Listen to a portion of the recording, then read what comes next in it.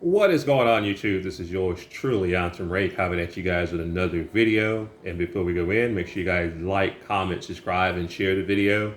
And just wanted to kind of give you guys a brief video about the Amir Locke case. Just want to kind of, give you my limited opinion about the actual incident. First and foremost, my condolences goes out to Amir Locke.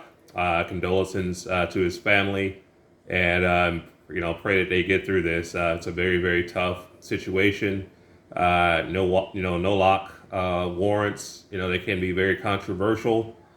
But just want to kind of go back through the case. So basically, what happened? It looks like this happened in Minneapolis, St. Paul. I'm sure you guys have probably read up on the case. They were on a warrant looking for, I guess, a murder suspect, and I guess that murder suspect was related to Amir Locke. Amir Locke was apparently at the address, I guess, sleeping on the couch. I don't know if he's, according to his parents, he did not live there. He was just staying there. The actual police department had a key, so they actually opened the door. They didn't kick it in. They didn't announce, anything like that. They just opened the door. And what happened is Amir Locke was sleeping on the couch. He came up under the cover and he had his pistol. You can actually see, if you see the picture of it, you'll see he had his trigger finger actually straight. And it was actually pointed in a safe direction. And unfortunately, he was shot to death by the police officers that responded to that situation. I am not here to defame police officers. This is not a defamation or defund the police video or anything like that. They have a tough job. They actually are called to deal with violent offenders. They actually go to trouble instead of going away from trouble like us defenders. So it's from a different standpoint. But I'm going to put myself in the shoes of Amir Locke. I'm just going to consider that's me, a black man, in America.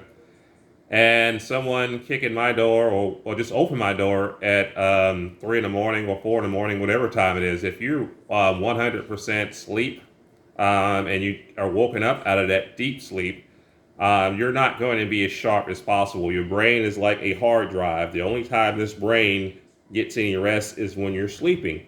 And if you are abruptly woken up, guess what happens? Your brain has to reboot, just like a computer. It doesn't just automatically go boom. It actually takes time for your brain to reboot. It takes time for your hard drive to reboot when you're waking up. It doesn't take as long as a computer, but it does take time. I mean, when someone's woke you up out of your hard sleep, sometimes you'll just stare there in space because you're trying to gather yourself. And if someone wakes you up out of your sleep, they're probably not going to hear, hey, this is the police or any of that stuff. So it's a very dangerous thing to do. To me, no lock warrants are very dangerous.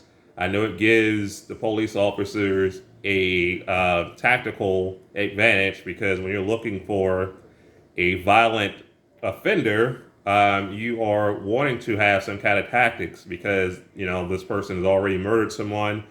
And by a surprise attack, you get the tactical advantage. But unfortunately, sometimes the surprise can end up fatal. And we saw this a few times in some of these police, no-knock warrants, So I want to know y'all opinions. What do you guys think about no-knock warrants? Do you like them?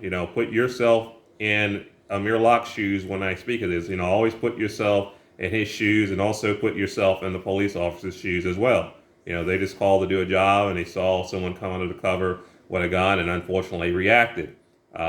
It's just a messed up situation. No one wins in this, but I really would like to know you guys' opinions. I think no lock warrants.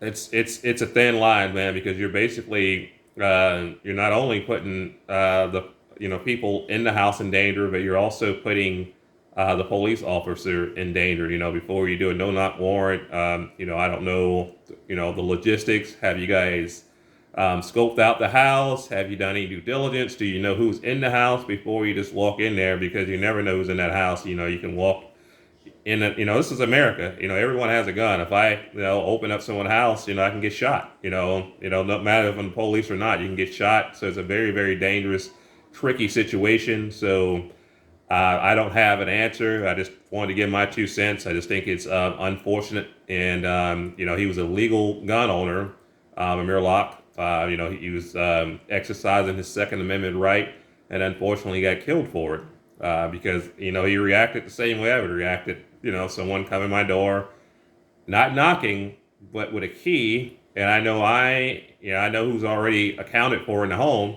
I'm probably going to react with my firearm, and it probably would have reacted faster. Maybe one of the cops probably would have got shot at when he come into my house. Who knows? It's a situational thing. So a no knock warrant is very, very, very dangerous. I know when you do a knock warrant, you're probably alerting the criminal. They got an opportunity to flush all their drugs down the toilet. Where I'm from, they used to cut off the water before they came to a drug dealer house, so they couldn't, flush it down the toilet or put it down in a garbage disposal or anything like that. But the police are going to have to do something so that this can not continue to happen. This is happening more and more and more and more. And it's just very unfortunate that a young man, a law-abiding citizen, lost his life because he's at the wrong place at the wrong time. And someone's going to have to account for it. Unfortunately, someone's going to have to be held accountable for it. At the end of the day. But again, that is pretty much my basic thoughts. Again, I don't have more information on it. Like I said, Amir Locke was a law-abiding citizen who had a permit to carry his gun, and the police did a no-knock warrant, and he displayed his gun as he came under the cover, and unfortunately he was shot to death. That is pretty much all the information I have right now, and pretty much the rest of the world. But we'll continue to keep an eye on this case. But guys, write down in the comments. I want to know what your thoughts on, no lock warrants. If we have any people that have law enforcement experience, I am very, very interested to see what you guys have to say about this as well. But that is pretty much all I have, guys. You guys have a wonderful weekend. 2A up. The Second Amendment shall not be infringed. Have an awesome day.